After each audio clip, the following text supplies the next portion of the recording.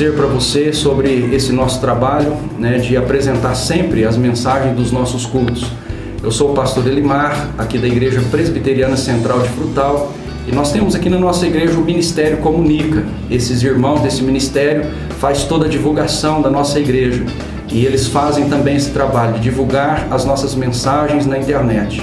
Você que está nos ouvindo, nos assistindo aí pela internet, queríamos te agradecer, convidar você para assistir sempre, para nos acompanhar, e nós aceitamos também as suas opiniões, a sua avaliação. Se você quiser entrar em contato conosco também, você vai encontrar aí o endereço da nossa igreja, e é uma satisfação estar sempre presente aí com você através dessas mensagens gravadas todos os domingos na nossa igreja.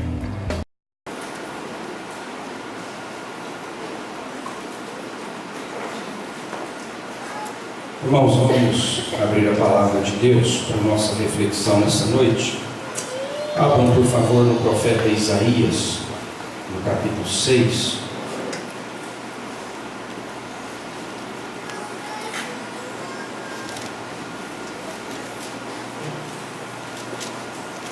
Profeta Isaías, capítulo 6.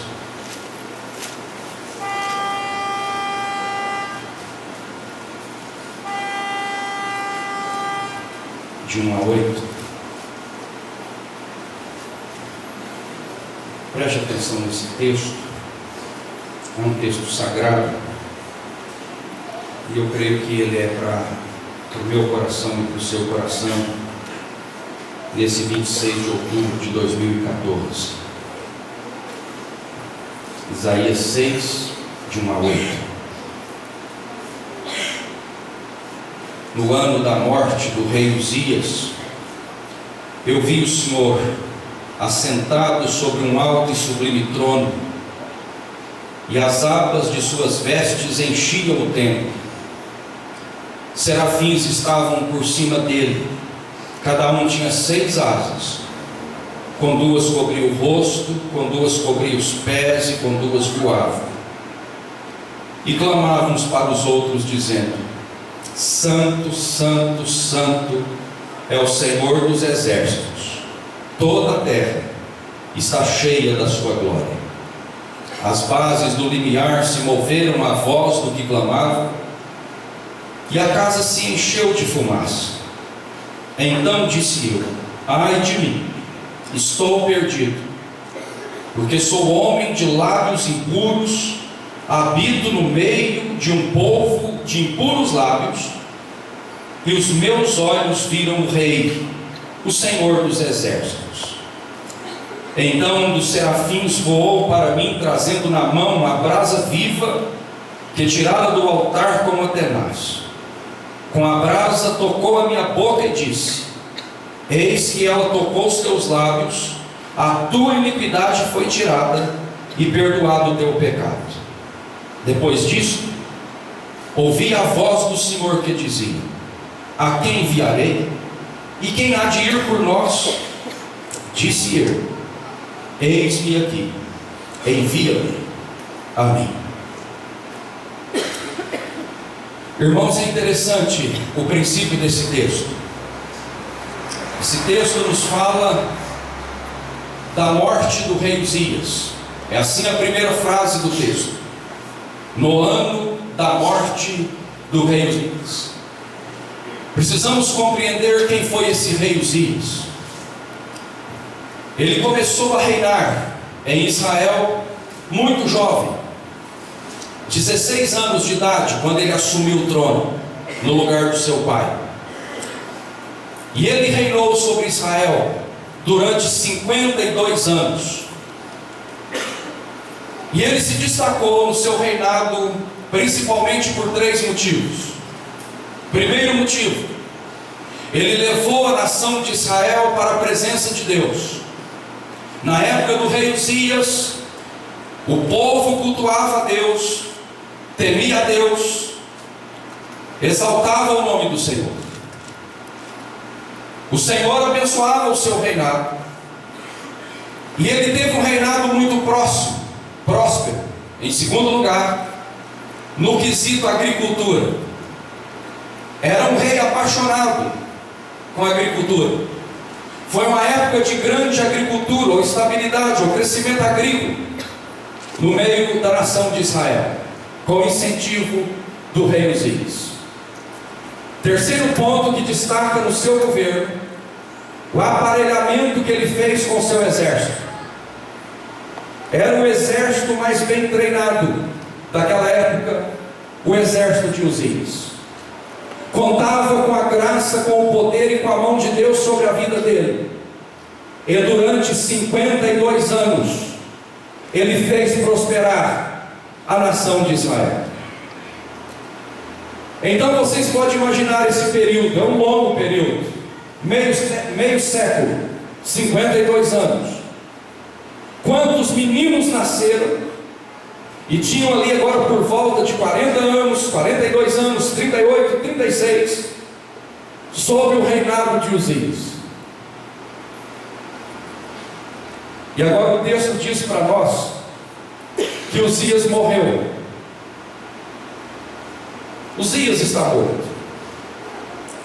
Passou-se então naquela nação um sentimento de desamparo, de medo, de insegurança. A pergunta que se fazia diante daquela morte era a seguinte: e agora? O que vai acontecer com a nossa nação? Quem vai assumir o trono? Quem vai liderar? Quem vai chefiar? Eu fico imaginando ali no velório de Uzias, os comentários de beirada de caixão. Quem vai assumir no lugar dele? E esse? Meu Deus, será que é ele? Jeroboão. Quem vem para reinar? Quem vem para dar o norte na nação agora? O que vai acontecer conosco? E a nação se abateu, não somente pelo luto de perder o rei que governara 52 anos, mas pelo medo e a insegurança dos próximos dias, dos próximos anos. E então, nesse contexto de uma nação abatida, com medo, com insegurança, sem perspectiva de futuro, com o trono vazio, sem regência, sem norte, a palavra de Deus diz que o profeta Isaías, que também vivia naquela nação e que também sentia toda essa carga negativa, vai ao templo.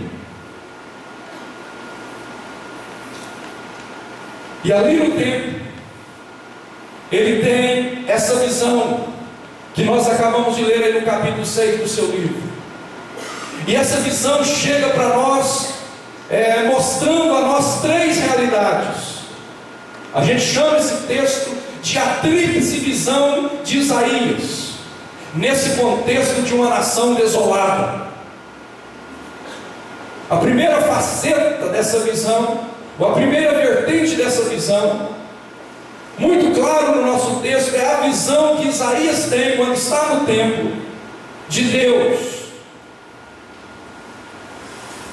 A palavra do Senhor diz assim: no ano da morte do rei Uzias, eu vi o Senhor assentado sobre um alto e sublime trono, e as abas de suas vestes enchiam o templo. Irmãos, que coisa linda! Quando Isaías chega ali no templo, desolado, angustiado, temeroso, sem saber quem iria sentar no trono de Israel, quem iria governar aquela nação, onde seria o rumo daquela gente, a visão que ele tem primeiramente é de Deus. E a Bíblia diz que Deus estava sentado em um alto e sublime trono. É como se Deus estivesse dizendo ao profeta Isaías, naquele momento: tem regência, tem gerência, tem governo. O trono não está vazio, porque eu assento no alto e sublime trono. Aleluia! E a visão de Deus vai descortinando ali naquele lugar diante do profeta. E além dele perceber que Deus está sentado no alto e sublime trono, está no governo, ele percebe que também que em volta do trono voavam serafins. Tinham 6 asas, com 2 cobriu o rosto, com 2 cobriu os seus pés, e voava em volta do trono. E eles diziam uns para os outros: Santo, Santo, Santo é o Senhor dos exércitos. Quando Isaías tem a visão de Deus, é comunicado ao coração dele que aquele Deus que estava na gerência, assentado no trono, é um Deus santo. E esse comunicado não vem da boca de um homem, de um profeta, de um sacerdote. Esse comunicado vem da boca de seres celestiais, de anjos do Senhor, proclamando: Santo, Santo, Santo é o Senhor dos exércitos. Nós temos que entender que há uma diferença quando nós falamos de santidade humana e de santidade de Deus. A palavra do Senhor diz que nós precisamos ser santos. A palavra do Senhor diz que nós somos santos e que nós seremos santos. Mas todas as vezes que a palavra do Senhor aponta para nós, na perspectiva da santidade, a palavra diz assim ao nosso coração: que nós fomos separados, que nós fomos escolhidos, que nós fomos retirados de um meio de perversidade, pecado e devassidão, e nós fomos então separados para a glória de Deus. Isso é a nossa santidade. Nós fomos separados, nós somos o povo separado de Deus. Mas nós continuamos pecadores. Nós continuamos ofendendo a santidade de Deus. Nós continuamos perversos. Nós continuamos maldosos. Nós continuamos com os nossos pecados nos incomodando, apesar de nós sermos santos. Mas quando se fala da santidade de Deus, santidade proclamada pelos serafins que voavam em volta do trono, está falando de um ser que não é simplesmente separado, mas que é singular. Não existe outro igual. É só Ele, é absolutamente Ele, é totalmente outro, não se compara a ninguém, a nenhuma outra criatura. É isso que os serafins estavam expressando ao cantar em volta do trono: Santo, Santo, Santo é o Senhor dos exércitos. Entenda isso, meu irmão, no nome de Jesus. Tenha essa visão de Deus nessa noite. Ele está sentado no trono, Ele reina, Ele governa, e Ele é Deus santo. Se não fosse assim, Ele não era Deus, porque Ele é completamente outro, singular. É que Ele é o Deus santo, santo e santo. Aleluia. Ele não se compara com ninguém. Ele não mede o seu ser comparativamente com nada e ninguém. Ele é exclusivo, Ele é totalmente outro. Ele é o santo, santo, santo, proclamado pelos arcanjos. Mas essa visão de Deus continua. E além do profeta observar a soberania dele, a santidade dele, a palavra diz também que o profeta pode observar a glória dele. A palavra diz assim: e toda a terra está cheia da sua glória. E toda a terra está cheia da sua glória. E aqui entra uma dificuldade para os teólogos fazer uma distinção do ser de Deus e da glória de Deus, porque o ser de Deus é glorioso, a glória de Deus está intrínseca no seu ser, e o seu ser nunca deixa de ser glorioso. E então, como explicar a glória de Deus? O que seria a glória de Deus? Talvez nós poderíamos levar para o lado do brilho, da beleza, daquilo que nos causa espanto, daquilo que nos deixa estarrecido, tão belo, tão maravilhoso, tão grande, tão estrondoso diante dos nossos olhos. E é nesse sentido que o salmista entende e diz lá no Salmo: os céus proclamam a glória de Deus e o firmamento anuncia as obras das suas mãos. É impossível olhar para esse sol que sai do seu aposento, percorre os céus e esconde sem perceber a glória de Deus. É impossível, diante de um calor como nós vivenciamos, receber uma chuva tão gostosa e não presenciar a glória de Deus. É esse brilho, é esse esplendor, é essa beleza, é esse inexplicável que nos envolve, que envolve a nossa vista, o nosso coração, a nossa mente, que nos deixa inebriados. É que é a glória de Deus que enche essa terra. Aleluia! Eu vim aqui nessa noite, querido, no nome de Jesus, para dizer para você: tenha a visão de Deus aqui no templo.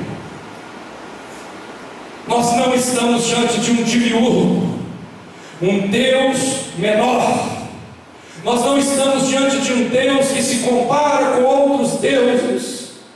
Nós estamos aqui celebrando, adorando, louvando, exaltando o nome do Todo-Poderoso, daquele que era, que é e que sempre será, e que não tem nenhuma comparação nos céus e na terra com a glória do Senhor. Deixa o Senhor resplandecer sobre a sua vida. Ele está sentado no alto e sublime trono. Ele é o Deus santo, santo, santo. Ele é o Deus glorioso. Ele é o Senhor da história. Ele é o Deus que nos ama. Ele é o Deus que nos salva. Ele é o Deus que cuida de nós. Ele é o Criador dos céus e da terra. Isaías agora está inebriado com essa glória de Deus. E aí ele parte para a segunda parte, ou para a segunda visão ali no templo. Depois que ele tem a visão de Deus, essas bases que nós comentamos, ele agora tem uma visão dele mesmo. E preste atenção no que eu vou te falar. Via de regra, todas as vezes que você tem uma visão correta de Deus, todas as vezes que você consegue perceber Deus soberano, Deus santo, Deus glorioso, você é conduzido para ter uma visão correta de você mesmo. E que pergunta difícil, que geralmente os psicólogos fazem lá no consultório: quem é você? Quem é você? Qual é a visão que você tem de si mesmo? E é claro que lá no consultório nós estamos querendo medir a autoestima, e a gente está querendo ver se você está animado com a vida, se você vai responder para nós: eu sou um empreendedor, eu sou um lutador, eu sou um cabra valente, ou se você vai estar murcho e dizendo: eu não valho nada, eu não presto, para que a gente possa te animar. Mas a visão correta sobre nós está aqui, nessa visão de Isaías. Olha o que ele enxerga sobre si próprio. Ele diz assim, versículo 5: então disse eu: ai de mim, estou perdido, porque sou homem de lábios impuros, habito no meio de um povo de impuros lábios, e os meus olhos viram o Rei, o Senhor dos exércitos. Quando ele contempla o Senhor, santo, glorioso, soberano, ele agora volta-se para dentro de si mesmo, e ele percebe que aquela sua essência, que o seu ser, não tem nada a ver com o brilho da glória e da santidade de Deus. E ele sente como que rebaixado, como que para baixo, como que humilhado, na presença do Todo-Poderoso, do Santo, Santo, Santo, do Deus que enche com a terra a sua glória. E ele diz: agora sim, eu sei quem eu sou um pecador, os meus lábios são impuros, o meu povo também é impuro, por isso nós estamos perdidos diante da santidade desse Deus.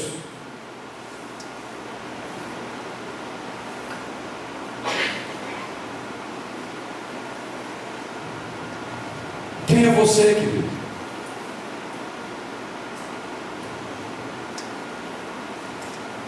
Qual é a sua identidade correta, verdadeira,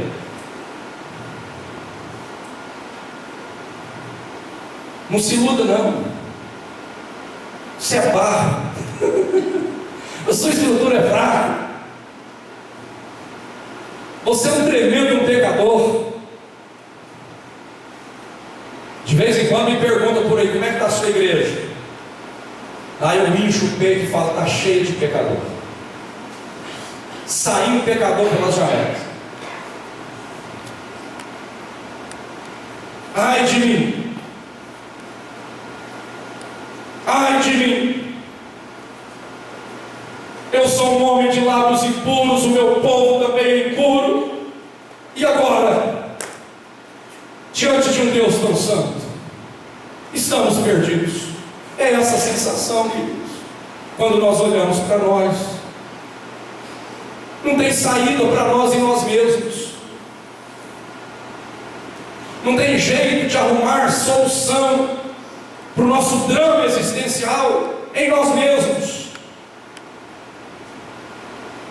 Tão perdidos. Somos fracos.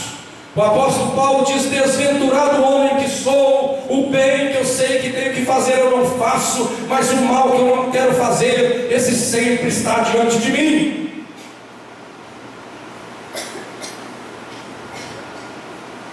Mas que coisa linda o texto.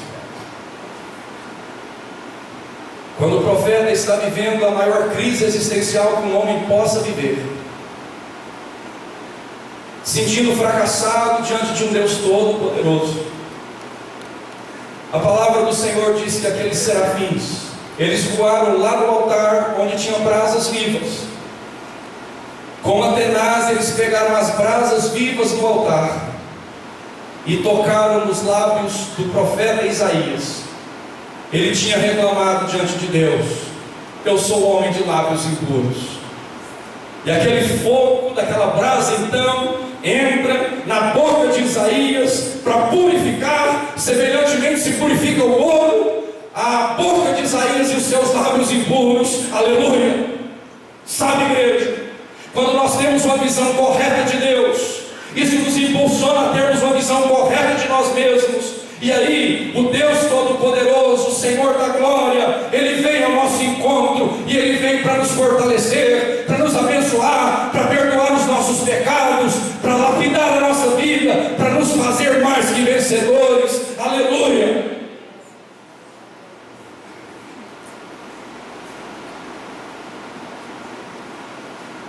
E agora nós passamos para a terceira parte da visão de Isaías. Primeiro, a visão de Deus, soberano, santo, glorioso. A visão de si mesmo, homem pecador, imperfeito, habitando no meio de gente imperfeita, ninguém santo. Uma sensação terrível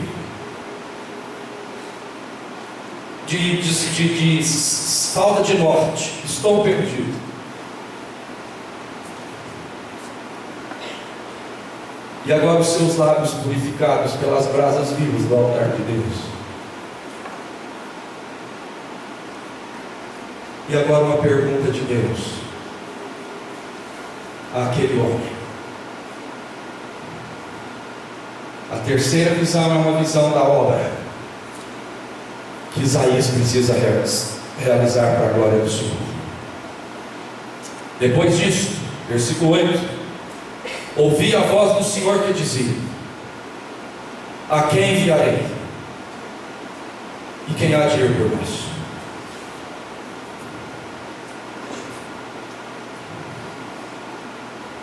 Que bom, Isaías, que você reconheceu que você é de lábios impuros, e que você habita no meio de um povo de impuros lábios. Você agora está purificado pelas brasas do altar, e agora precisa de alguém para ir falar a essa nação desse Deus que você vislumbrou, do Deus santo, do Deus poderoso, do Deus soberano. Precisa de alguém ir falar para essa nação da obra grandiosa de purificação que esse Deus realiza. Precisa de alguém falar para essa nação que está sem norte, que está sem rumo, que está de luto, que Deus está vivo. Quem há de ir por nós?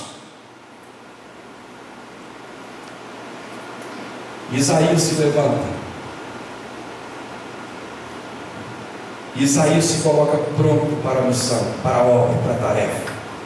Ele diz: eis-me aqui, envia-me a mim. Se você continuar lendo o texto, você vai perceber que Isaías foi, e a tarefa dele não era fácil. Sabe por que eu não animo hoje para uma sala de aula? Dar aula de sociologia, filosofia, introdução à psicologia até matemática. Porque hoje nós estamos vivendo um país que nós estamos tentando ensinar quem não quer aprender.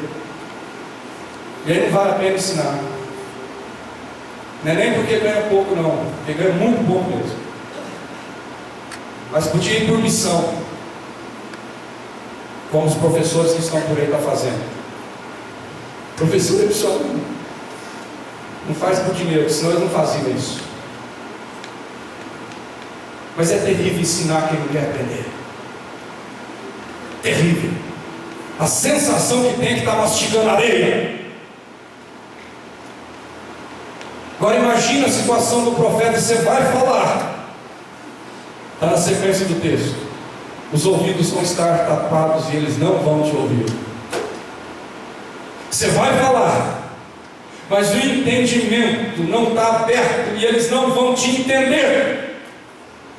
É essa a tarefa, é essa a obra. É difícil, mas quem há de ir por nós? Diante do que Deus fez pelo profeta, ele não teve saída, queridos. Ele se apresentou e disse: agora eu entendo o teu ser, a tua santidade, a tua glória, a tua soberania, a minha pequenez. Eu entendo que se o Senhor me usar, eu preciso ir. Eis-me aqui, envia-me a mim.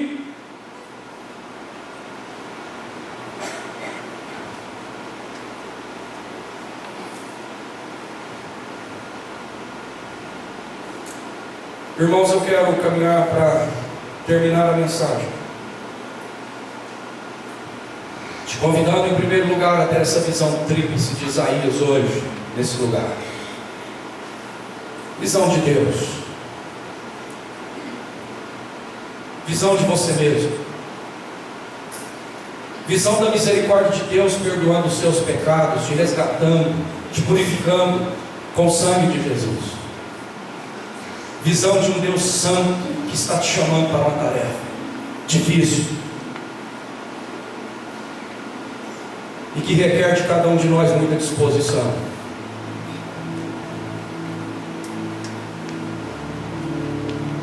Mas eu quero fazer outras aplicações na minha vida e na sua. Hoje eu confesso para vocês que eu vivi a síndrome isaística desde manhã.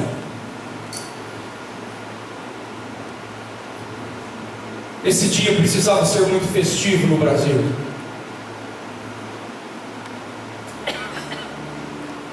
Mas como foi terrível, Deus, aquela época da ditadura. Quanta gente morreu simplesmente porque pensava o contrário. Às vezes nem expressou direito o pensamento e morreu. Que coisa terrível.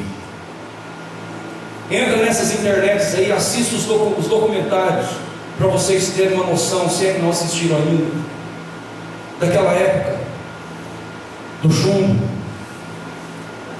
Como nós sonhamos com a democracia, com a capacidade de nós irmos às urnas, escolher o nosso regente, o nosso governo, aquele que vai assumir a liderança da nossa pátria amada. Como nós sonhamos com isso, e nós conquistamos isso. Tinha que ser festa hoje, mas nós saímos nos xoxos para as urnas. Passava no nosso coração a sensação de que nós teríamos, com esforço enorme, escolher o melhor dos piores.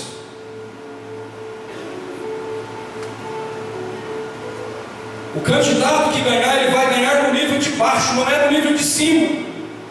Vai ser perto, para baixo e não para cima.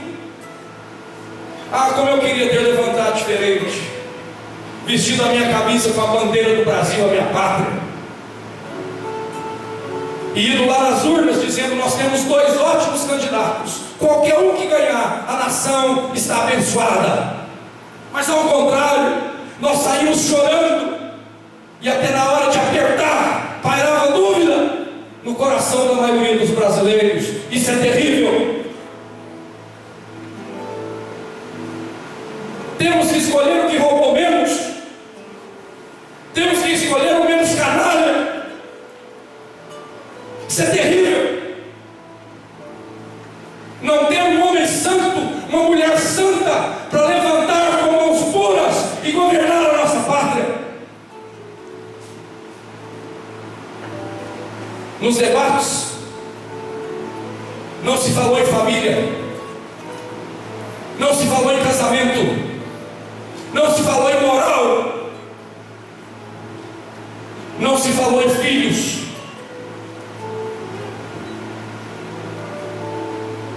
Tira isso de uma nação e isso é o caos. Estamos à beira do caos. A sensação que temos é que o trono está vazio, a justiça é frouxa.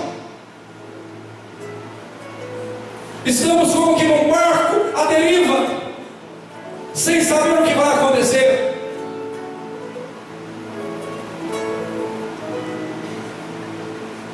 Mas eu estou aqui em nome de Jesus para te dizer, meu filho,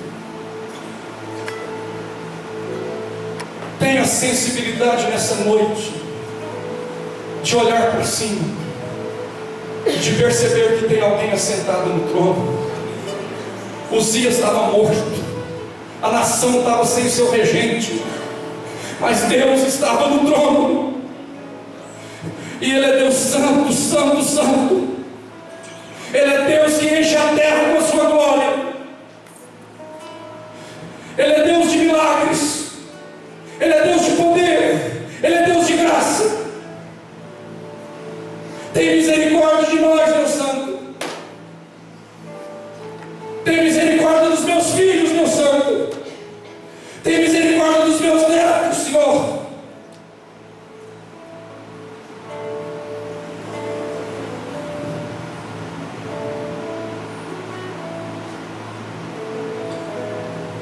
Filho, apesar do caos que nos aguarda, a igreja do Senhor nunca se intimidou. A igreja do Senhor nunca recuou das trincheiras. A igreja do Senhor percorre a história em épocas difíceis, de matança, de perseguição, de caos, e ela é mais que vencedora. Filhos, a igreja não depende do palácio, o palácio é que depende da igreja, e eles precisam entender isso. Se tirar a igreja daqui, isso aqui vira um caos, da noite para o dia. Somos sim o sal da terra e a luz do mundo. Somos sim a voz profética de Deus, para ir e dizer que existe Deus, que existe saída, que existe um Senhor, que Ele é santo, que Ele é glorioso.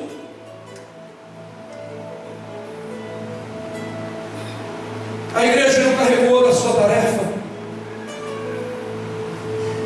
independente do governo, da inflação, do desemprego, do arroxo financeiro, nós vamos continuar. Há uma obra que é nossa, e eu estou convidando vocês para fazer como fez Isaías, se colocarem de pé em meio a esse caos e a dizer para o Deus Santo: eis-me aqui, Senhor, envia-me a mim, em nome de Jesus.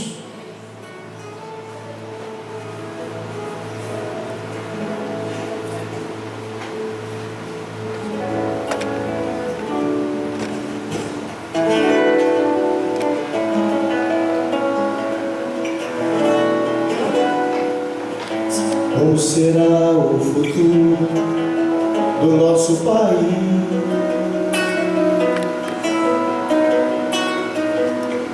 Surge a pergunta no olhar e na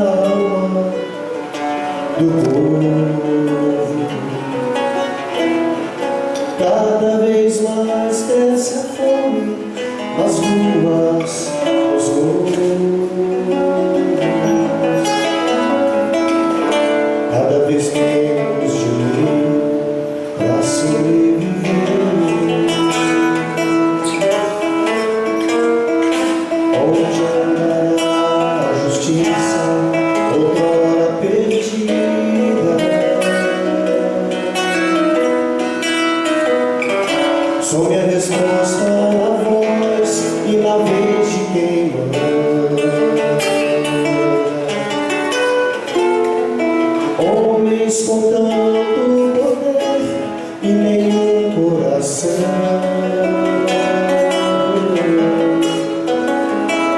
gente que compra e vende a alma da nação. Brasil, olha pra cima. Esse lema de Guilherme. Existe uma chance de ser novamente feliz, feliz. Brasil, há uma esperança. Volta teus olhos para Deus, o justo juiz.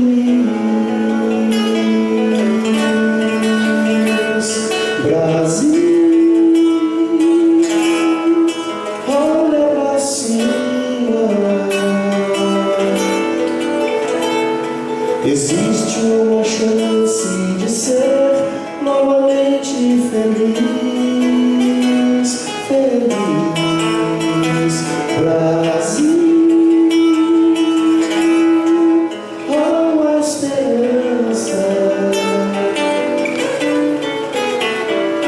Volta teus olhos para Deus, o justo juiz. Como será o futuro do nosso país?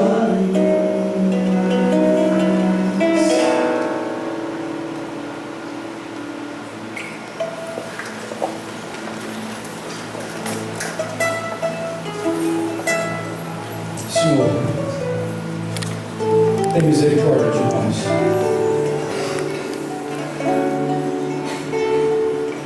Consola-nos com a visão